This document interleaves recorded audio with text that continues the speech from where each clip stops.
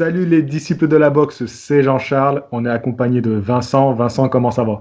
Ça va, nickel. J'espère que tout le monde va bien. On est confinés, on essaie de On est tenir le coup. confiné, voilà. Courage, courage à ceux qui travaillent, courage à ceux qui sont les médecins, ceux qui ont beaucoup de boulot en ce moment. On s'accroche. Donc on continue le challenge, une vidéo par jour. Donc j'essaie de vous donner un maximum de contenu sur YouTube.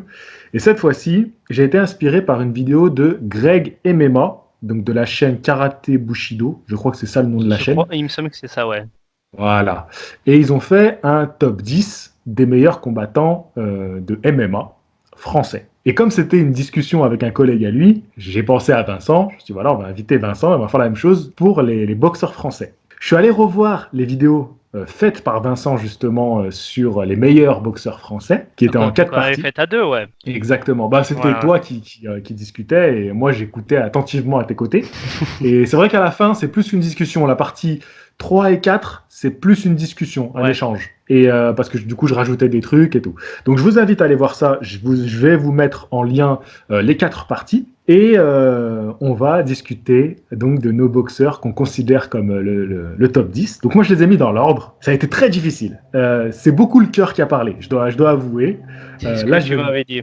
Ouais, Mais ouais, ouais. c'est ça qui va être intéressant, je pense, parce que au moins même moi, il y en a certains que j'allais mettre dans le top et je dis je les mets pas parce que je sens que JC il va les citer. Et d'un côté, ça sera pas mal parce que ça fera plus complet, ça fera deux tops qui sont totalement différents et le but, ça sera aussi de vous proposer plus de boxeurs à découvrir, quoi. Alors, du coup, moi, c'est quand même un peu objectif, même si c'est très difficile d'être objectif dans ce genre de top 10, Ouais, tout à fait. mais un peu parce qu'il y a des boxeurs dont je ne connais pas la carrière et qui sont dans mon top. C'est-à-dire que là j'ai passé ma journée en fait à faire des recherches, donc aller revoir un petit peu les carrières et tout, et ça commençait à se transformer limite en histoire de boxeur à chaque fois. Donc je me suis calmé, j'ai dit non, je regarde ce qu'ils ont fait ce qu'ils ont réussi. Tu vois, je commence à regarder les défaites et tout. Je dis ah non, je regarde ce qu'ils ont réussi et puis je jauge par rapport aux autres, Ouais. et après je fais par rapport au prestige, à l'affect et à la carrière. C'est-à-dire que vraiment en chiffres ce qu'ils ont obtenu, et ben, je faisais un peu un mélange de tout ça et j'ai fait mon classement comme ça. Ouais, mais je pense que c'est le mieux parce que moi, de toute façon, c'est pareil. Il y a des trucs on les a déjà pas mal énoncés sur les vidéos qu'on avait fait. Donc, je vais essayer de pas trop faire de redites.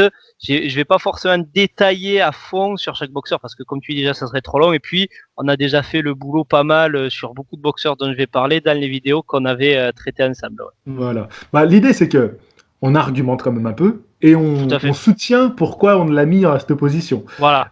Alors, moi, juste, j'avais sélectionné 15 noms. Mhm. Je sais pas toi comment tu as procédé. Non, moi, je me suis vraiment arrêté à 10. On avait dit top D'accord. 10. Voilà. Voilà. Et après, j'ai éliminé, en fait, tu vois. Après, j'ai fait mon top et du coup, il y en a que j'ai viré. Et ça a été super dur, tu vois. Et on reviendra peut-être sur ceux que j'ai éliminés pour faire des mentions honorables. Mhm. Alors, vas-y, tu veux commencer ou je commence? Comme tu Le veux. dixième. Le top C'est toi 10. le patron de la chaîne, je te laisse choisir. Ah, vas-y, c'est à toi l'honneur alors. Alors moi, en dixième, j'ai commencé avec Fabrice Thiozo. Donc Ouais. Fabrice Thiozo, je regardais, c'est quand même assez impressionnant parce que, alors, premier championnat du monde de mi-lourd, c'est contre Virgil Hill. Virgil Hill qui est quand même un grand nom de la Ouais. boxe mi-lourd, même si sa boxe n'était pas très populaire, mais c'est quand même un grand nom qui a régné très longtemps chez les mi-lourds.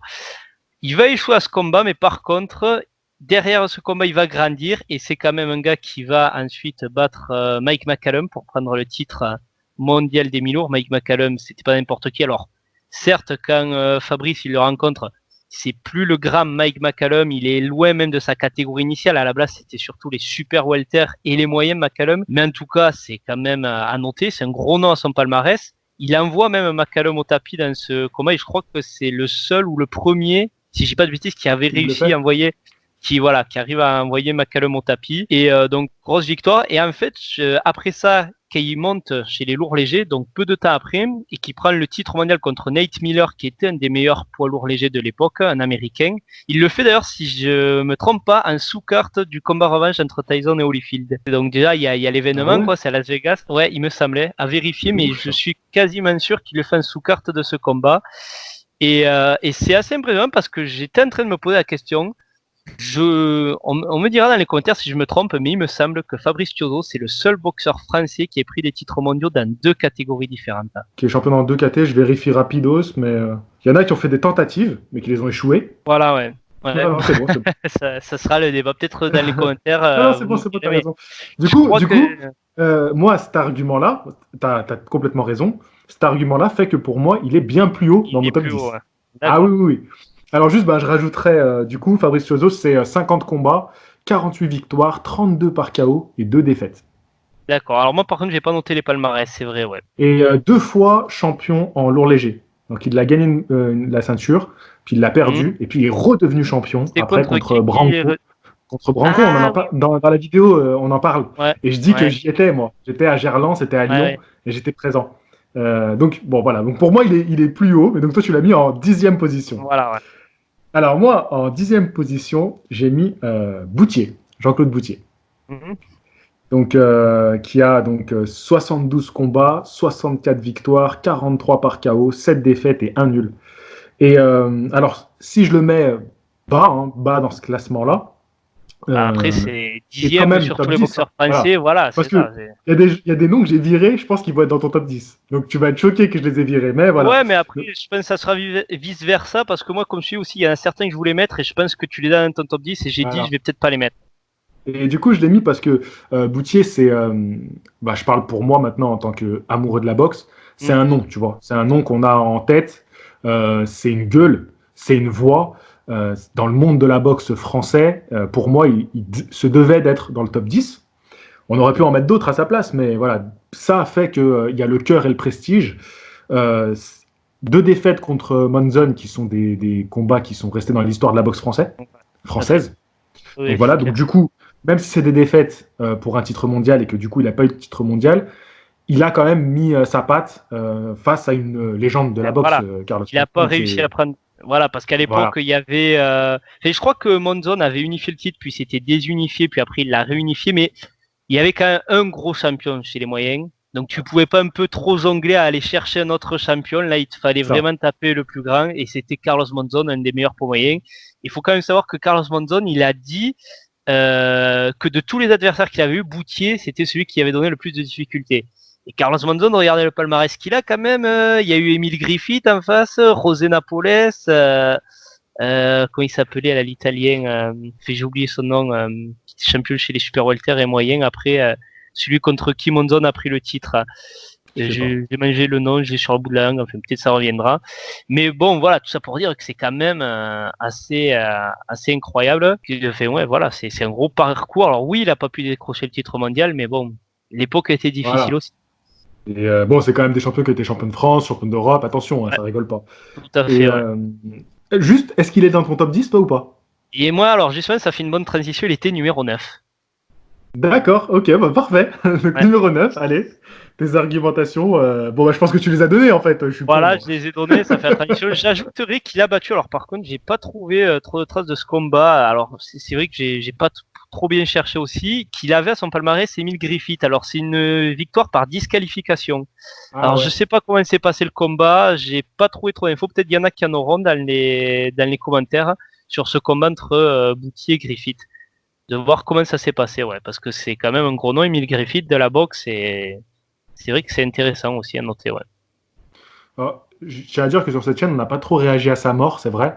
Ouais. Donc c'est peut-être pourquoi pas un podcast pour Vincent, Ah oui, oui, pourquoi pour pas, lui ouais. rendre un peu plus hommage et avoir une vidéo consacrée à lui. Ouais, Voilà, je te lance l'idée comme ça.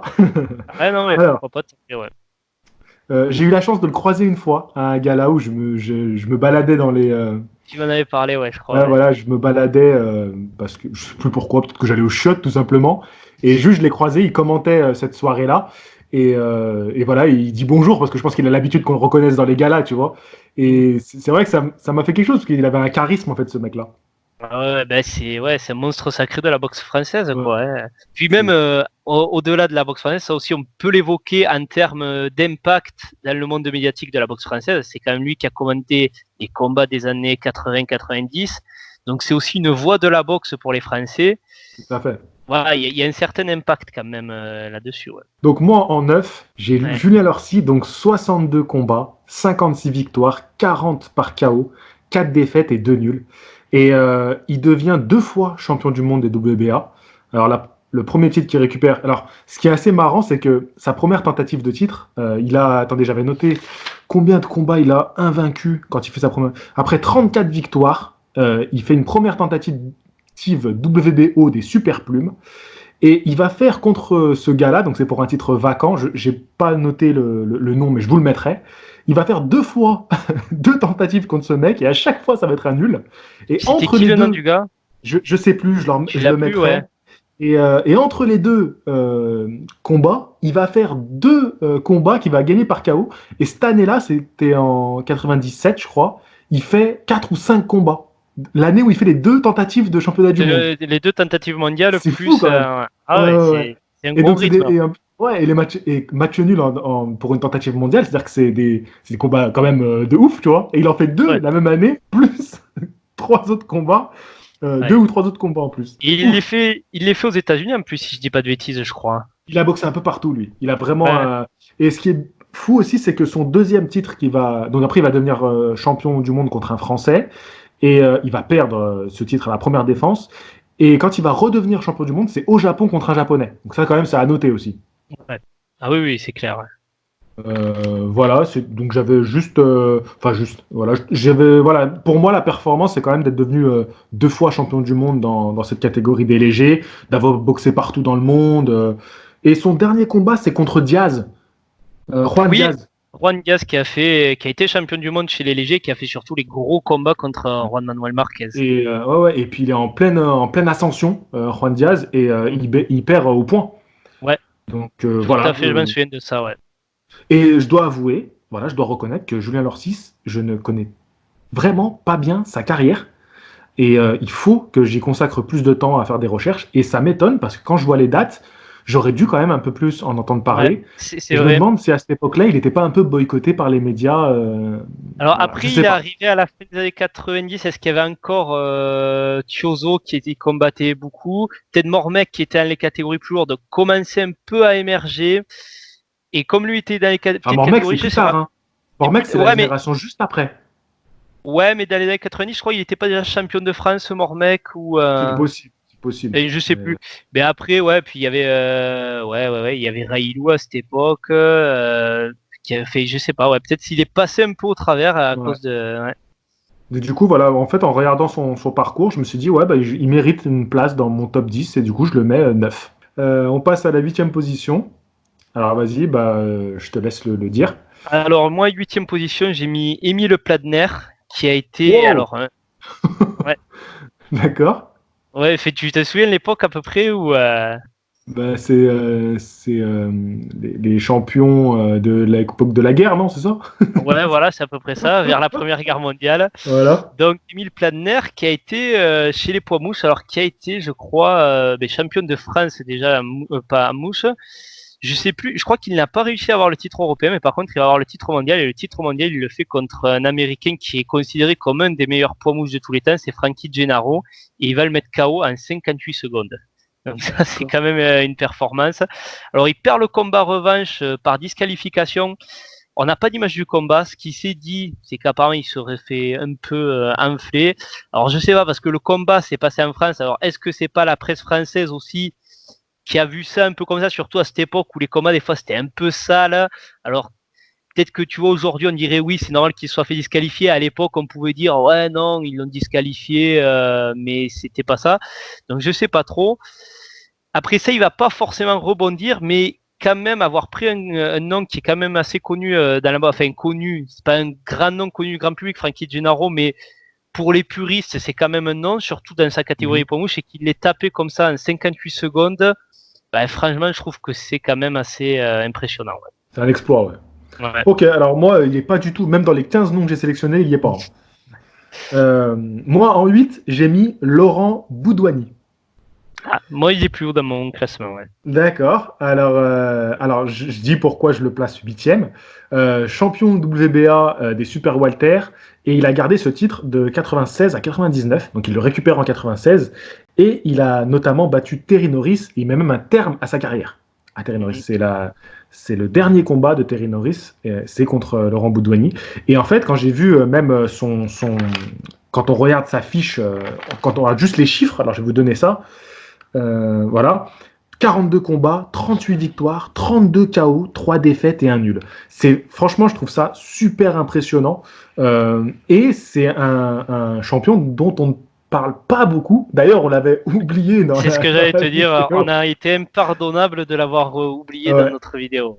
Mais moi, je dois reconnaître que je connais très très mal ce parcours de ce boxeur.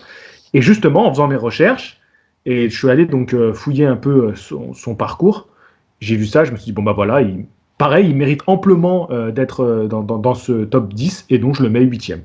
D'accord. Ben, moi, je donnerai ma vision sur lui après, Un peu plus tard. il va revenir. Voilà. Ouais. D'accord, d'accord. Alors, 7e position, vas-y, on t'écoute. Ah, ça va être long, hein, cette vidéo. Hein. À la fin de partie, je pense, ouais. Mais Alors, non, c'est confinement, ils ont le temps. Oui, remarque, c'est vrai. 7e position, j'ai mis Marcel Thiel. Alors, Marcel Thiel, d'accord. voilà, un boxeur dont on avait parlé dans nos vidéos, qui est un peu oublié. Ouais. Ben, c'est un gars déjà, alors il avait une vie plutôt pas mal, vous pourrez aller voir la vidéo, il a été forgeron, puis il a été dans la marine, et puis il s'est mis à la boxe. Il a eu des débuts un peu difficiles, mais il a été champion de France des poids moyens, champion d'Europe des poids moyens, et il va prendre le titre de champion du monde des poids moyens en 1932 contre Gorilla Jones, qui était un grand boxeur américain. Et ce titre des moyens, il va quand même le garder jusqu'à 1937. Donc 5 ans de règne chez les moyens, c'est pas rien à cette époque-là. Alors, certes, on peut lui reprocher qu'il a peut-être évité quelques noms qui étaient en problème à cette époque. Alors, éviter où les combats ne se sont pas faits parce que un boxeur français aux États-Unis, peut-être, c'était pas très vendeur et peut-être que certains boxeurs américains voulaient pas trop non plus le prendre. Mais il a eu un boxeur américain quand même qui était assez bon à cette époque en moyen, Lou Brouillard, qu'il a battu 2 fois, Marcel Thiel. Et au final, il perdra son titre contre Fred Apostoli. C'est en 38. Je crois que j'ai dit 37 tout à l'heure. Je crois que c'est en 1938 en fait. Donc ça ferait 6 ans de règne même. Ce qui est quand même un gros palmarès. Enfin, c'est pas mal de garder un titre aussi longtemps. Donc voilà.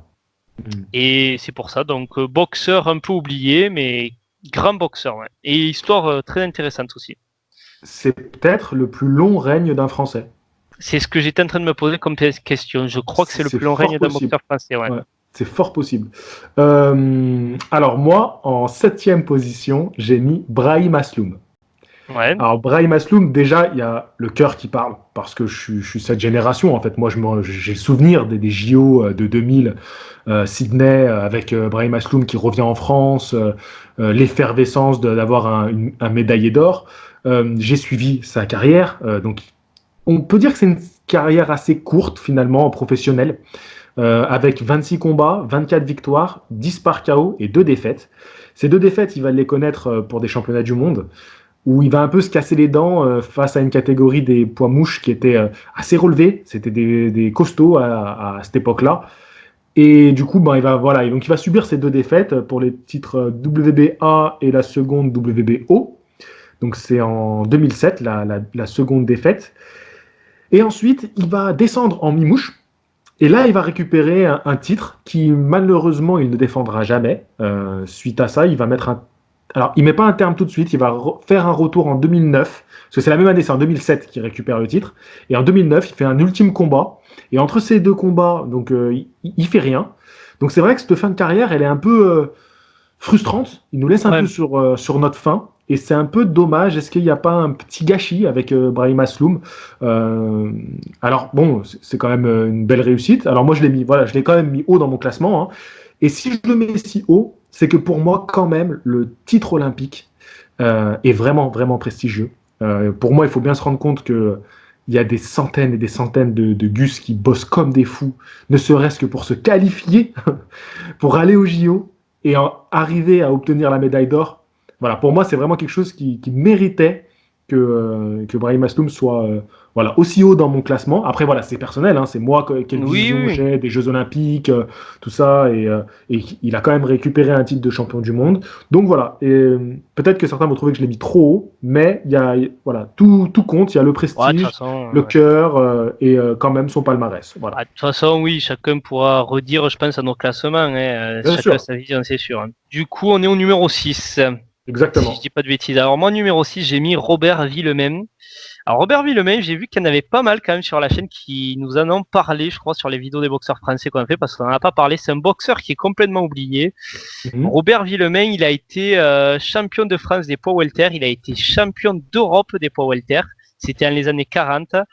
Et en fait, on rêvait à l'époque qu'il fasse un super combat contre Marcel Cerdan, parce qu'ils étaient à une catégorie d'écart. Ça a toujours repoussé ce combat et au final, ça n'arrivera jamais puisque Marcel Cerdan après décédera. Mais lui, il est passé chez les moyens, Villemain. Alors, il a notamment battu, je crois, Cyril Delannoy, qui était le boxeur belge qui avait infligé une défaite à Cerdan, qui est un très grand boxeur belge. Et Mhm. ce gars-là, il va combattre, en fait, il va battre Jake LaMotta dans un combat sans titre en jeu au moment où LaMotta Ah était ouais. champion. Et en fait, il a jamais eu sa chance mondiale. Enfin, LaMotta a jamais voulu lui donner sa chance mondiale suite à ça. Il a battu Kid Gavilan. Kid Gavilan, ceux qui ne connaissent pas, c'est peut-être le ou l'un des plus grands boxeurs cubains de tous les temps dans les années 40. D'accord. C'était un monstre. Il l'a battu au point. Et il va aller au titre mondial quand même contre Sugar Ray Robinson. Il va Waouh. perdre le combat au point, mais il va réussir à envoyer Robinson au tapis dans le combat. Et Putain. il y aura un match retour. Et au match retour, par contre, il sera mis KO au 9e round. Mais quand même, gros palmarès. Alors, il a jamais réussi du coup à décrocher le titre mondial. Mais quand tu vois les noms Ouais, qu'il a ouais, c'est vrai, c'est combattu et vrai. qu'il affiche, c'est quand même assez énorme. C'est vrai, c'est vrai. Non, non, il mérite largement sa place. T'as raison, t'as raison. Alors, moi, en numéro 6, j'ai Hassan Ndam. J'ai mis Hassan Ndam. Alors, au début, quand j'ai fait mon classement pour le cœur, il était même encore plus haut dans mon classement. Et puis, j'ai revu un peu à la baisse parce que voilà, j'ai été un petit peu raisonnable. C'est vrai qu'Hassan Ndam, quand on reprend son parcours, il est surtout marqué par des grandes défaites. La première qu'il va avoir, c'est. Alors, déjà, je vais donner sa fiche. 36 victoires, 21 par KO et 5 défaites.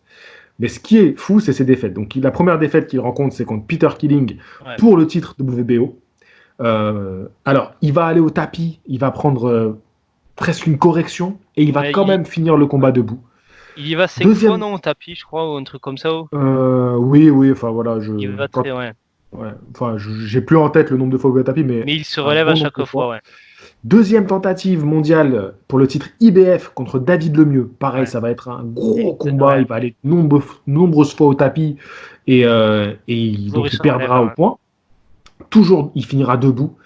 Et la troisième défaite, c'est contre Murata. C'est le match retour. Donc il avait obtenu enfin un titre mondial. Parce qu'en fait, il va obtenir beaucoup de titres intérim. Ouais, Intérim WBA, voilà. Mais le premier vraiment titre World qu'il obtient, c'est contre voilà. Murata au Japon. C'est le titre régulier, ouais, voilà. Si je dis pas de bêtises, Exactement. parce que le titre de Super Champion, c'était Golovkin encore à cette époque Voilà. qu'il Et il avait. obtient le World. Il obtient le Ouais, World. Et du coup, il va perdre donc au match retour contre Murata. C'est la première fois qu'il doit abandonner, donc il perd avant la limite. Et sa quatrième défaite, c'est pour monter cette fois-ci chez les super moyens contre Callum Smith. Donc Callum encore, Smith, ouais. voilà, il tente un exploit sportif Ouais, ouais, et il ouais, se retrouve ouais. face à l'un des meilleurs boxeurs aujourd'hui. Donc pareil, c'est une défaite, mais qui a quand même ce Ouais, prestige de l'avoir tenté. tout Et, à fait. Après, il a pris des risques, quoi, dans sa carrière, voilà, c'est ça. il a vraiment fait une carrière où il a côtoyé des boxeurs à des moments où ils étaient super, super bons et même craints, parce que moi je pense qu'un Peter Quillin, Ouais, à cette époque-là, ouais, il ouais. y en a pas mal qui ont évité Ouais, le danger de ce boxeur-là, hein. ouais, ouais. Et Ah ben avant donc, qu'il perde contre Jacobs, ouais, Quillin, je pense qu'il était ouais, vraiment. ouais, ouais. Ouais. Et puis même contre Jacob, si tu refais le combat, même une revanche, c'est pas la même, hein. Ouais, c'était au Parce premier round, que je crois, qu'il premier tombe round, contre c'est en Jacob. quelques Ouais, secondes. Donc, ouais. s'ils avaient accepté une revanche, après, ils l'ont vraiment mis sur le côté et on l'a jamais revu derrière. Et après, C'est bon, un boxeur d'origine cubaine, je crois, Quillin, donc c'est un peu, ils ont de chance. ouais, Si, je sais pas. je crois qu'il est d'origine cubaine. Ouais, Surnommé, il le surnommait Kid Chocolate ou Kid Chocolaté par rapport à un grand ouais, boxeur ouais. cubain. Je crois qu'il est Chocolate, ouais, c'est d'origine ça. cubaine, ouais. D'accord, et donc voilà, donc le cœur, parce qu'Hassan Dam, j'ai vraiment, vraiment suivi sa carrière, un peu comme Abraham, mais peut-être encore plus, J'ai beaucoup aimé le style qu'a amené Hassan N'Dam. Peut-être même à une époque où la boxe était un petit peu morte en France, tu vois, où il n'y avait pas grand monde à suivre. Euh, alors bon, je dis ça de souvenir comme ça, mais je me souviens que, en tout cas, Hassan N'Dam, c'était le boxeur qu'on regardait à la télé en direct, même encore sur des chaînes où c'était en clair, quoi. C'était Ouais. W9, des fois qui passait ses combats et tout. Donc tu vois, c'était vraiment le boxeur qu'on pouvait regarder à la télé. Et, bref, j'aimais beaucoup ce bonhomme. J'ai eu la chance de le rencontrer, de l'interviewer en plus. Donc voilà, c'est cadeau pour moi. Je vous dis ça parce que c'est vraiment un grand plaisir en fait d'avoir fait ça, tu vois. Ouais, C'est ouais. même pas pour dire que j'ai fait ça, c'est que moi j'ai des étoiles dans les yeux, tu vois, quand je rencontre des Brahim Asloum, des Hassan N'Dam, c'est le cœur qui parle, quoi. Donc voilà, je l'ai Ouais, mis bien sûr. sixième par rapport à tout ça. D'accord. Donc on passe au numéro 5. Là, on rentre dans le top On 5 alors. rentre dans le top 5 là. Ah, c'est du sérieux là. Voilà. Alors moi, dans le top 5, j'ai placé un boxeur dont on avait parlé aussi dans la vidéo, un vieux boxeur, c'est Eugène Kriki. Ah Alors ouais. Eugène Kriki, légendaire avec sa mâchoire qui a été refaite après la Première Guerre mondiale parce qu'il a pris un éclat d'obus, on y a refait une prothèse, il a pu boxer avec ça. Mais déjà avant ça, ce gars-là était devenu champion de France chez les poids mouches, si je dis pas de bêtises. Et après, il y a eu la guerre. Il est passé chez les poids coqs. Chez les poids coqs, il est tombé face à un grand boxeur français de l'époque qui était champion d'Europe, c'était Charles Ledoux. Puis il l'a retrouvé après dans un combat revanche qui était très attendu et il l'a mis KO au premier round. Donc il a bien pris sa revanche. Et ce gars-là, en fait, il va échouer pour le titre de champion d'Europe. Par contre, il va se retrouver au titre mondial des poids plumes face à Johnny Kilbane. Et Johnny Kilbane, c'est un très grand nom. C'est un boxeur américain qui a été champion du monde des poids plumes pendant 11 ans. Donc, c'est l'un des plus longs règnes de l'histoire de la boxe. C'est le deuxième, je crois, plus long après Joe Louis chez les lourds. Et ce gars-là qui avait battu Benny Leonard, Ray Battle, plein de grands noms. Et je crois qu'il y avait Johnny Dundee aussi. Johnny Kilbane, c'est vraiment un des meilleurs poids plumes de tous les temps. Et au bout de 11 ans de règne, le mec qui va le faire tomber, eh ben, ça sera Eugène Kriki qui va le mettre KO en 6 rounds. Donc faire tomber de son piédestal un champion qui a régné pendant 11 ans, qui est un très grand nom de la boxe. Alors, sans doute qu'on le prend après 11 ans, surtout à cette époque où les gars, ils accumulaient les combats, c'était plus le même Johnny Kilbane qu'il y a des années, mais on note l'exploit que c'est quand même lui qui allait le faire tomber. Alors bon, il perdra son titre très rapidement, Kriki. Il va jamais vraiment revenir après ça, mais je trouve que déjà l'exploit de ce qu'il a fait de faire tomber un mec qui a le deuxième plus long règne, je pense, de l'histoire de la boxe, qui est un des meilleurs poids plumes de tous les temps. Bah, franchement, chapeau, surtout par le KO, de le battre par KO, c'est assez impressionnant. D'accord. Alors moi, en cinquième position, Nordi Noubali. Je mets notre Français Nordi Noubali en cinquième position. Donc il est actuellement champion du monde WBC des poids coqs. Il a 17 combats, 17 victoires, 12 par KO et aucune défaite. Voilà, c'est un boxeur invaincu. Il promet encore de grandes choses et peut-être qu'il sera plus haut dans mon classement dans 10 ans. Mais voilà, il arrive à une ère où cette catégorie redevient super intéressante, super attractive. Donc tout ce qui gravite autour des coqs là. Bien sûr, ouais. Et il a fait une très grande année 2019. Oui, c'est le boxeur J'attends. français de l'année 2019. Hein. Ouais, carrément. Et je trouve que c'est un très beau boxeur. En plus de ça, vraiment en Mmh. qualité de boxe. C'est pour ça que pour moi, il n'était pas dans la première liste que j'étais faite, que j'ai faite. Et du coup, j'étais en train de préparer la vidéo aujourd'hui, je cherchais un peu des noms, je regardais les parcours. Et là, en fait, ça m'est venu. J'ai dit, mais attends, il y a Nordi Noubali. Et j'ai dit, Hein. non, mais Nordi Noubali, il doit rentrer dans mon top 10 obligatoirement.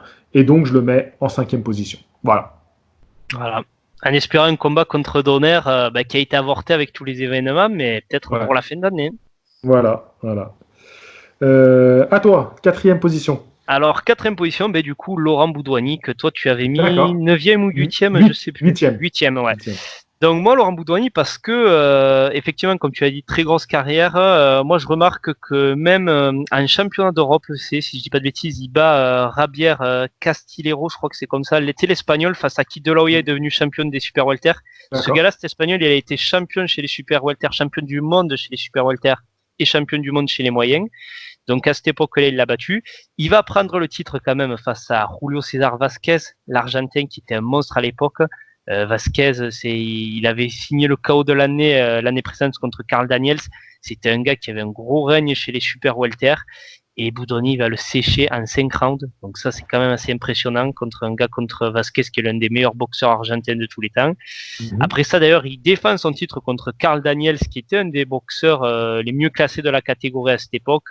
Et il y a les combats contre Guillermo Jones. Guillermo Jones, qui est le Panaméen, qui lui d'ailleurs a une carrière assez spectaculaire, ce gars, parce qu'il est un super welter. Il a fini chez des lourds légers quand même, Guillermo Jones. Je crois que le premier combat est un match nul et après c'est une victoire de Boudouani.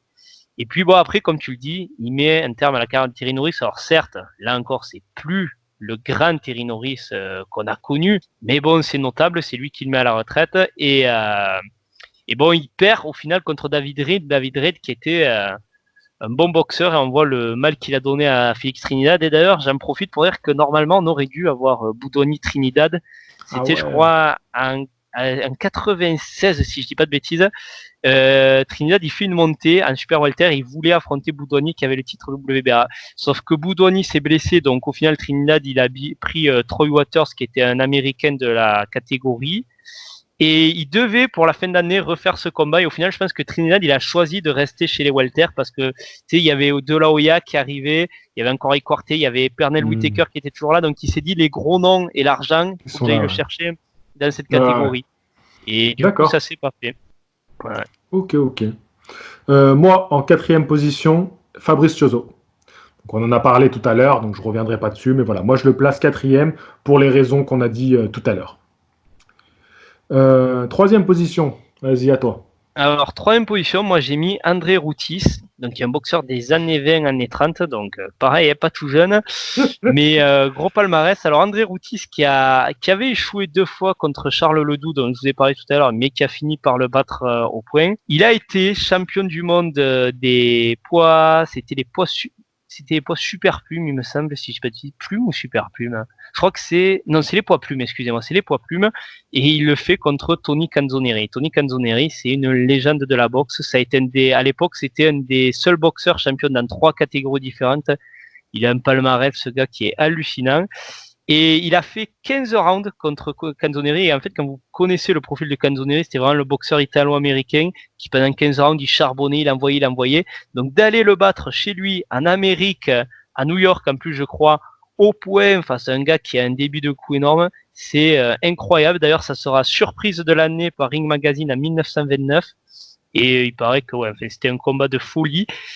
Et il a battu aussi Panama Al Brown, qui est très réputé boxeur panaméricain. Et c'est pour ça que moi, André Routis, je l'ai classé. Alors, il a régné un petit peu chez les poids plumes. Son règne n'a pas forcément été hyper long, mais il avait défendu notamment le titre contre Buster Brown. Mais je l'ai mis aussi haut parce que je trouve qu'en fait, il a peut-être il tient les 2 grosses performances de la boxe française. Parce que Tony Canzoneri et Panama Al Brown, c'est 2 légendes, et les 2, il les a battus. Et je trouve que c'est vraiment impressionnant à ce niveau-là. Alors, il a perdu 2 autres fois contre Canzoneri, mais ça a été au point sur des décisions serrées, et c'était sur des combats en 10 rounds. Donc, le combat qu'ils ont eu entre les deux, qui était pour le titre mondial, il l'a pas loupé. C'est ça qui est assez beau, c'est que quand il a fallu être présent, il a été présent, et c'est ça qui est assez énorme chez ce gars. Il a boxé aussi, j'en profite pour dire, même s'il a perdu, mais pareil, des décisions serrées contre Jack Kittberg, qui est un très grand nom de la boxe. Donc voilà, vraiment, il a boxé une époque dure, il a pris le titre mondial et il l'a fait vraiment de la plus belle des manières, quoi. Très bien. Bon, je suis très impressionné par ce choix-là, en 3e position. Je connais pas bien, moi, cette époque-là, je dois le reconnaître quand même. Donc je pense que c'est normal que nos tops soient différents. En 3e position, moi, j'ai mis Marcel Cerdan. D'accord. Voilà, tu fais un résumé, un très bon résumé de sa carrière dans les vidéos des meilleurs boxeurs français, donc je vous invite à aller les voir. Mais je vous donne juste sa fiche: 114 combats, 110 victoires, 65 KO et seulement 4 défaites. Et voilà, vraiment, je mets un point d'honneur au fait qu'il devienne champion des poids moyens. Et sa seule défaite, c'est contre La Mota. Et enfin, sa seule défaite.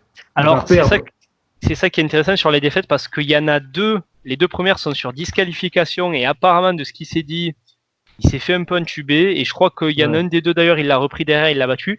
Et l'autre 3e défaite qui perd au point, voilà, c'est contre Cyril Delannoy, et il prend sa revanche. Donc en fait, la seule qu'il n'a pas pu corriger, c'est La Mota, parce qu'il est décédé après, quoi.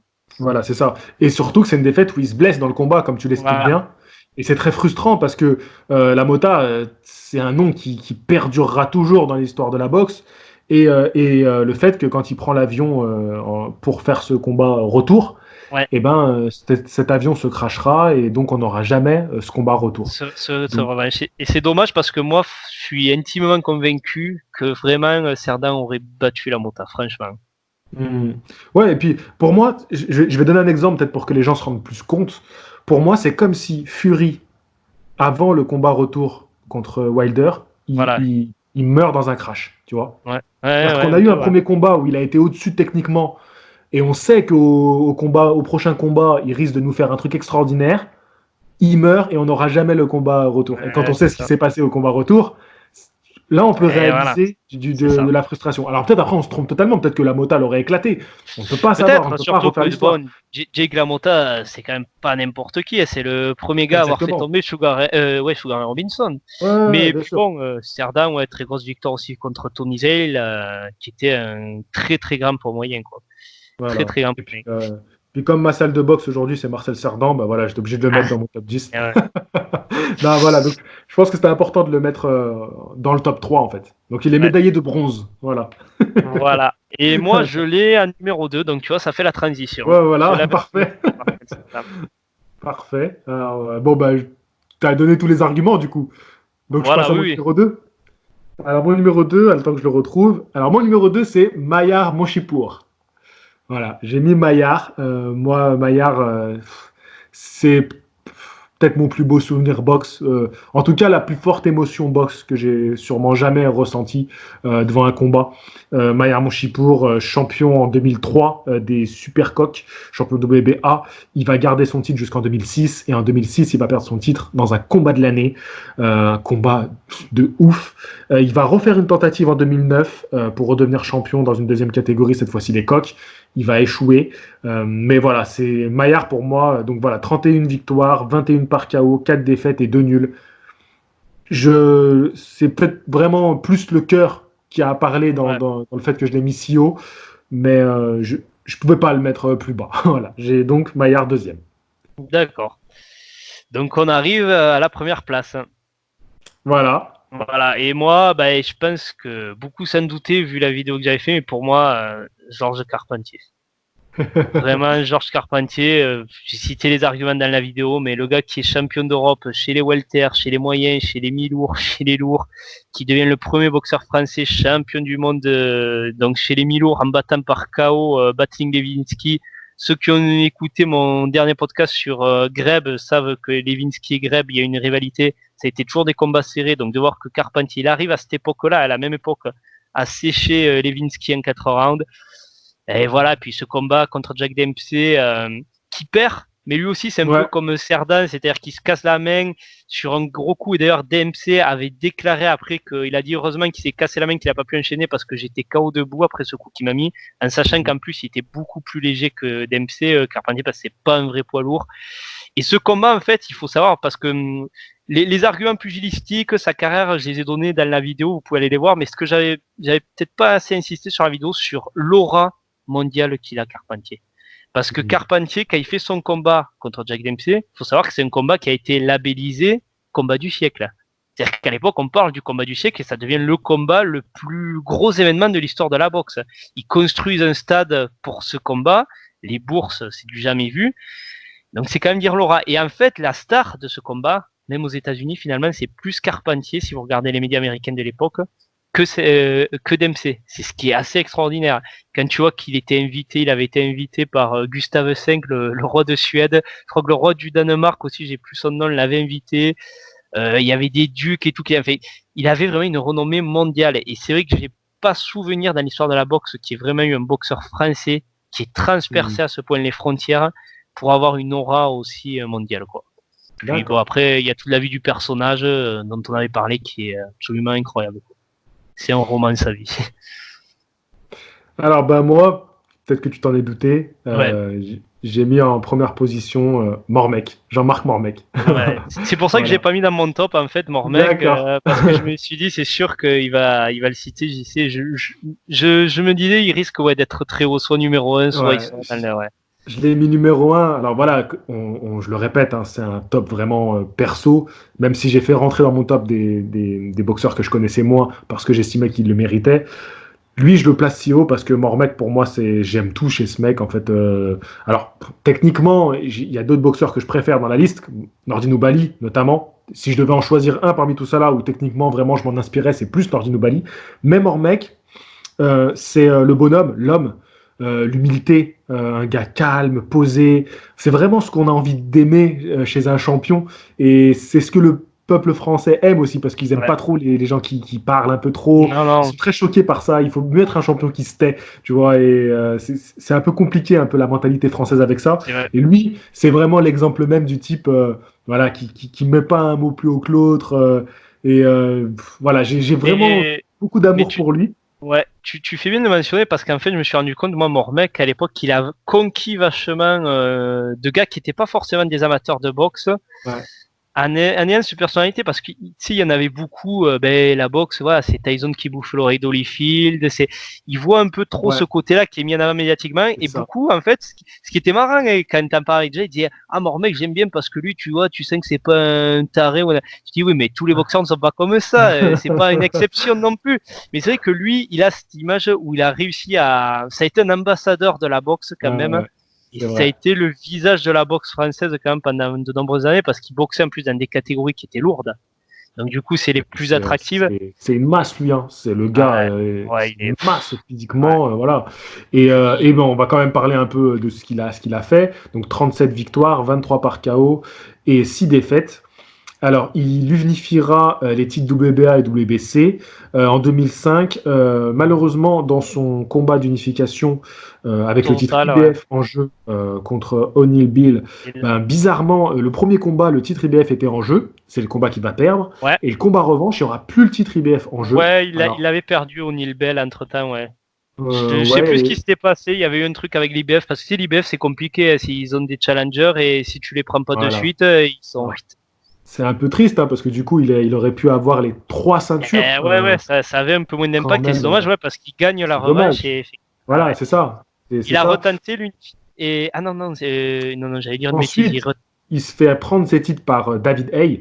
À Ouais, l'époque où David Hay, les gars, franchement, vous connaissez peut-être le David Hay de maintenant, ouais, mais ouais. David Hay à cette époque-là, oh là là là là. Même C'est moi, je là le où il kiffais. était meilleur. Ouais, Ah ouais, ouais. je l'aimais de ouf. Pour vous dire à tel point, pour moi, c'était l'espoir qui allait faire tomber Klitschko quand il arriverait chez les lourds. J'avais Ouais. vraiment, vraiment de l'espoir en Ah, mais il y lui. avait beaucoup. Ouais, et il était vraiment. Mais malheureusement, il a un peu. C'était plus la même boxe entre les lourds Non, légers. Il il pouvait a plus pas faire pu la même chose importer en ça. lourd. Ouais, Ouais. il a pas pu importer sa boxe chez les lourds avec les gabarits qu'il y avait. Et on a vu que d'ailleurs dans la seconde partie de sa carrière où il prend vraiment du poids, eh ben c'est plus du tout le même. Alors certes, il est balèze, il est puissant, il peut mettre des gros KO, mais c'était Tu beaucoup vois, un boxeur très aérien, très mobile et il parvient plus à le faire quoi. voilà. Bah, tu sais quoi, là, on parle de David Hay, mais pour moi, David Hay, c'est le moment où on a signé une rupture entre les lourds et les lourds légers.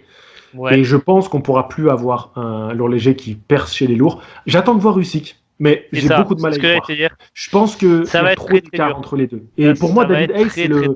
ça a signé une rupture, tu vois. Et C'est juste, je reviens possible. sur Après, Jean-Marc Mormec de 2 secondes. Il a fait sa tentative ensuite d'aller chez les lourds. Et alors ça, c'est un mec. juste, Ouais, excusez-moi, juste pour rester sur Mormec Hayes, le combat lui-même, il faut quand même ouais, rappeler que Mormec, il envoie Hay au tapis à un moment donné dans le bien combat. sûr, bien Et je sûr. pensais qu'il allait arriver à le finir à ce moment-là. Et peut-être que déjà à ce moment-là, Mormec, il avait 35 ans. Peut-être qu'il était plus aussi efficace qu'il y a quelques années. Mais quand j'ai vu ça, moi, je me souviens, j'avais été un peu écœuré par ce combat parce que je disais, et il allait l'avoir, quoi, pour moi, là, à ce Ouais. moment-là. Et il n'a pas su conclure. Et voilà. Et après, bon, effectivement, comme tu dis, il passe chez les lourds. Il passe. Alors, ouais, il passe chez les lourds. Son projet, c'était d'aller faire une tentative mondiale. Hein. Il n'est pas passé avec un but de se pérenniser Non, dans non, cette catégorie. C'était vraiment tenter le titre mondial. Alors, c'était Klitschko à l'époque. Klitschko, il traumatisait la catégorie. Et c'était, je pense, un rêve d'aller tenter de faire bien sûr, trembler bien Klitschko. sûr. Et bon, la frustration, c'est que il n'y avait pas un plan assez efficace pour ce combat-là. Non. C'est. Et alors, il avait été pas trop mal, Mormec, face à des pauvres. Par exemple, c'est Ibrahimov qui prend juste après le Ouais, combat ouais. contre Klitschko, qui le bat, parce qu'Ibrahimov n'était pas un trop trop gros poids lourd. Mais là, Klitschko, ben, c'est le mec. Voilà. Ce que tu dis, ben là, ça se ressent encore, ce que tu dis par rapport à David Hay. Et d'ailleurs, Klitschko, je crois qu'il Non. l'avait dit après le combat, il a dit ceux qui viennent des lourds légers devraient réfléchir à 2 fois avant de monter chez les lourds. Et le combat, moi je me souviens, j'avais suivi en direct et je crois que Mormec il m'a fait illusion 10 premières secondes où tu le vois qui bouge un peu la tête quand Klitschko cherche à avoir avec son jab. Puis d'un coup, je vois le premier jab de Klitschko qui s'écrase et qui perce la garde de Mormec. J'ai dit, non, là, c'est bon. Ça a été terrible. Mais en tout cas, voilà, pour moi, voilà, il méritait largement, pour moi, hein, vraiment, c'est perso de ouf, Jean-Marc Mormec. Voilà. Ouais. Mais ça a été... Ouais, non, puis même, je me souviens qu'il avait beaucoup plu, tu sais, dans son dernier combat contre un Polonais où il perd, et qu'à la fin, justement, parce que les gens ont eu la victoire du Polonais, que lui prend le micro en disant, ouais, s'il vous plaît, j'aimerais que vous l'applaudissiez, parce que moi, c'est un jeune boxeur, et moi, je sais qu'à son âge, j'aurais pas aimé qu'on me eût comme ça après une victoire méritée. C'est vrai que, ouais, Mormec, il a toujours eu ce côté, qui très sportif et qui plaît beaucoup.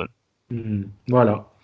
Bon, et ça a été un des rares quand même français à disputer un championnat du monde poids lourd parce que si je réfléchissais, il y a eu Carpentier, Mormec, Rodriguez et Duopa, je crois qu'ils sont que 4.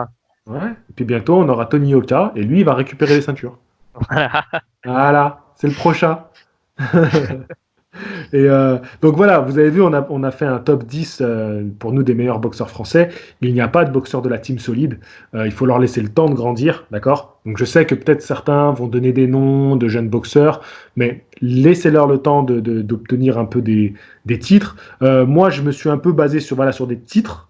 Et on peut voir que Vincent, il a parlé d'exploits sportifs aussi, qui étaient importants, de battre des noms. Donc, vous voyez, ces deux choses, les jeunes espoirs, c'est ça qui est important dans la boxe. C'est les titres que tu prends et les noms que tu prends. C'est ce qui va faire ta légende. Tu vois, juste, j'ai fait une petite erreur. Quand tu l'as dit, je me suis rendu compte de mon erreur. Georges Carpentier, je ne l'ai pas mis parce que je ne pensais pas qu'il avait récupéré un titre mondial. Je pensais qu'il avait juste échoué contre Jack Dempsey. Non, ouais. C'était le premier Français champion du monde chez les Milors. C'était le premier qu'il a fait, ouais. Et j'ai hésité à le mettre en 10e position, en fait, et à sortir Boutier de mon classement.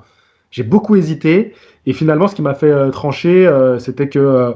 les deux n'avaient pas eu de titre mondial. Les deux n'ont pas eu de titre, et Boutier, c'était... En fait, c'est un peu le cœur qui a fait que j'ai mis Boutier. Et finalement, maintenant que tu dis que Carpentier a quand même eu un titre, j'aurais donné un petit avantage à Carpentier. Mais bon, bref, c'est pas très important. Oui, après, voilà, c'est comme tu as dit, c'est le cœur qui parle aussi. Voilà, c'est le cœur qui parlait. Est-ce que juste des petites mentions honorables, Souleymane Mbaye, qui a aussi marqué ma génération. J'ai beaucoup suivi Souleymane Mbaye, qui est devenu champion des super légers.